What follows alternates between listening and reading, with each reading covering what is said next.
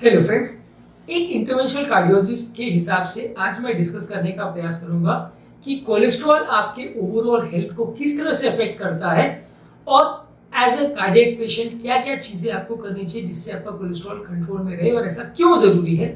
Topic पर जाने से पहले जो लोग हमारे चैनल पर नए हैं उन्हें रिक्वेस्ट करूँ कि चैनल को सब्सक्राइब करें, वीडियोस को लाइक करें, शेयर करें, फॉलो करें, कमेंट भी करें। यूजली कोलेस्ट्रॉल जो है डायरेक्टली कोई सिम्टम्स नहीं करता है। हमको ऊपर से पता नहीं चलेगा कि किसी व्यक्ति का ब्लड कोलेस्ट्रॉल 100 है कि 150 है या 200 है। डायरेक्टली इसके कोई सिम्टम्स या साइंस नहीं होते हैं। कोलेस्ट्रॉल जब नलियों में जमा होता है तो नलियों में होने वाला ब्लॉकेज और वो ब्लॉकेज से रिलेटेड सिम्टम्स जो है वो दर्शाते हैं कि किसी व्यक्ति के ब्लड में कोलेस्ट्रॉल है या नहीं। इसके अलावा खाली ब्लड के जांचों करके ही हम पता कर सकते हैं कि किसी व्यक्ति में कोलेस्ट्रॉल है या नहीं। कुछ स्किन साइंस आते हैं जिसके बारे में हमने ऑलरेडी सेपरेट वीडियोस किए हैं, लेकिन ये बहुत ज़्यादा रिलायबल नहीं है, बहुत पेशेंट्स में देखने को भी नहीं मिलते हैं।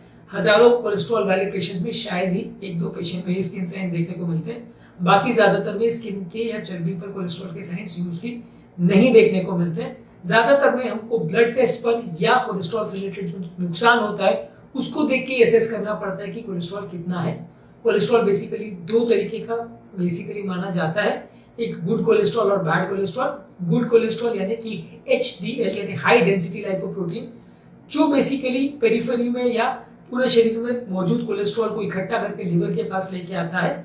और एक होता है लो डेंसिटी लाइपोप्रोटीन, जो लिवर से या पूरे शरीर में मौजूद कोलेस्ट्रॉल को नलियों में या धमनियों में जमा करता है, जिसकी वजह से नलियों में कोलेस्ट्रॉल जमा होता है और धीरे धीरे करके कोलेस्ट्रॉल जमा होते होते लेयर बाय लेयर उसकी नली को रुकावट करने लगती है, नली के फ्लो को अवरुद्ध या रोकने लगती है। और फिर जब ये कोलेस्ट्रॉल बहुत ज्यादा बढ़ जाता है तो फिर एक दिन ऐसा होता है कि कोलेस्ट्रॉल के ऊपर की जो मेम्ब्रेन है वो सडनली फट जाती है, जिसकी वजह से नलियों के अंदर जो भरा हुआ कचरा है वो सडनली बाहर निकल जाता है, ब्लड का क्लॉट बनता है, जिसकी वजह से हार्ट अटैक आता है। तो हार्ट अटैक का, लकवे का या इस तरह की किसी भी ब्लॉकेज रिलेटेड प्रॉब्लम्स के आने में सबसे इंपॉर्टेंट रोल कोलेस्ट्रॉल का होता है।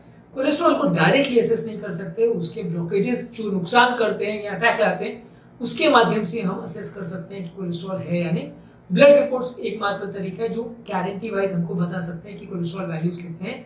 इसके अलावा बाकी जो साइन सिम्टम्स है वो काफी वेग है और उनसे उतना क्लियर कट पता कुछ नहीं चल पाएगा। एज ए कार्डियक पेशेंट आज हम डिस्कस करेंगे कि कार्डियक पेशेंट्स को अपने ब्लड कोलेस्ट्रॉल लेवल्स को कम करने के लिए क्या करना चाहिए। देखिए, खाद्य पदार्थों को और खाने पीने में वेरिएशन करना सबसे इंपॉर्टेंट चेंज है। हालांकि ये बिल्कुल सत्य है कि ब्लड कोलेस्ट्रॉल जो है वो 80% हमारे लिवर में ही बनाया जाता है, तो इसलिए ऐसा जरूरी नहीं है कि हम खाने पीने को पूरी तरह से कट डाउन कर दें तो कोलेस्ट्रॉल हमेशा के लिए कंट्रोल हो जाएगा, खत्म हो जाएगा, ऐसा जरूरी नहीं है। कोलेस्ट्रॉल लेवल्स को कम करने में थोड़ी मदद आपको मिलेगी, लेकिन पूरा खत्म नहीं होगा। इसको कम करने के लिए आपको ऐसा करना चाहिए कि सैचुरेटेड फैट्स, खासकर एनिमल प्रोडक्ट्स और कुछ तरह के प्लांट ऑयल्स जिसमें कोलेस्ट्रॉल ज्यादा रहता है या एलडीएल कंटेंट ज्यादा होता है उनको भी अवॉइड करना चाहिए। एनिमल प्रोडक्ट्स जैसे अंडे है, फिश है, पोल्ट्री है, ये सारी चीजों को कंपैरेटिवली आपको कम रखना चाहिए। हालांकि फिश में कंपैरेटिवली जो अनसैचुरेटेड फैट्स रहते हैं या मोनोअनसैचुरेटेड फैट्स रहते हैं वो कोलेस्ट्रॉल को उतना नहीं बढ़ाते, लेकिन जितना ज्यादा जो चीज को आप ऑयल के साथ अगर पकाते हैं उतना फैट बढ़ने का चांस है, ज्यादा खाने पर थोड़ा नुकसान भी हो सकता है। फिशेस कंपैरेटिवली थोड़ा एग्जेम्पशन है इसमें, और अंडे का जो सफेद पोर्शन है वो भी आप जितना चाहे खा सकते हैं, पर बाकी ज्यादातर एनिमल प्रोडक्ट्स में कोलेस्ट्रॉल होने का चांस काफी रहता है। इसके अलावा आपको हेल्दी फैट्स खाने चाहिए, जो फैट्स में ओमेगा 3 फैटी एसिड्स होते हैं, जैसे कि olive oil, avocado, nuts, seeds और फैटी फिशेस। लेकिन फैटी फिशेस को छोड़ के बाकी सारे नट्स, सीड्स वगैरह में जो है कैलोरी का कंटेंट काफी रहता है, तो थोड़ी मात्रा में इनको खाने से जो अनसैचुरेटेड फैट्स हैं वो थोड़ा बहुत फायदा करते हैं। लेकिन बहुत ज्यादा मात्रा में खाएंगे तो ये भी आपको कैलोरी देंगे, जिससे वजन बढ़ेगा और फाइनली नुकसान आपको होगा। इसके अलावा आपको हाई फाइबर वाली चीजें लेनी चाहिए, जो कि fruits, vegetable, nuts, whole grains, legume products, ये सब चीजों में ज्यादा रहते हैं।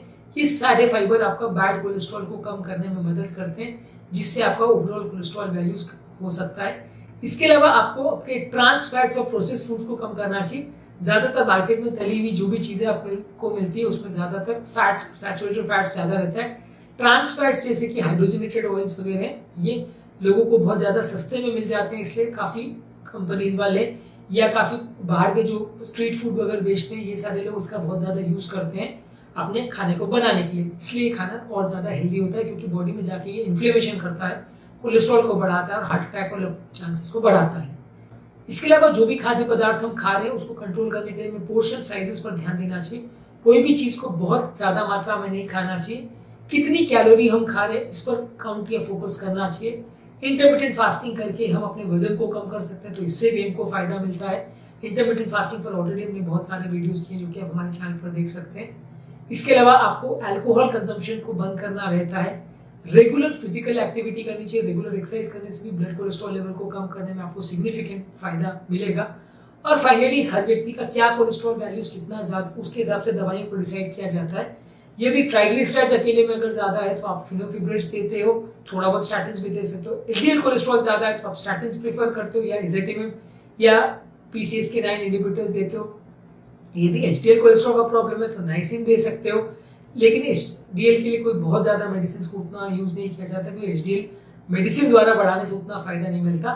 दवाइयों का क्या अप्रोच है ये केस टू केस बेसिस पे डिपेंड करेगा, किस व्यक्ति को कितना कोलेस्ट्रॉल वैल्यूज है और कितने तरह का प्रॉब्लम है, उसके बेसिस पे डिसाइड होता है कि उसके लिए कौन सा दवाओं का कॉम्बिनेशन बेटर होगा। दवाओं के सिलेक्शन और उससे रिलेटेड इश्यूज पर ऑलरेडी हमने काफी वीडियोस किए जो कि आप हमारे चैनल पर डिस्लिपिडीमा और कोलेस्ट्रॉल के प्लेलिस्ट में चेकआउट कर सकते हैं। तो आज के टॉपिक में हमने बात करी as a interventional cardiologist cholesterol हमारे हार्ट पेशेंट्स में क्या क्या चीजें प्रॉब्लम लेके आता है और उससे क्या क्या साइंस और सिम्टम्स डेवलप होते हैं, कंट्रोल करने के लिए हम क्या कर सकते हैं। उम्मीद करूंगा कि आज के टॉपिक में कुछ नई बातें जानने को मिली होगी। जो लोग हमारे चैनल पर नए हैं उन्हें रिक्वेस्ट करूंगा कि चैनल को सब्सक्राइब करें, वीडियोस को लाइक करें, फॉलो करें, पॉसिबल तो शेयर करें।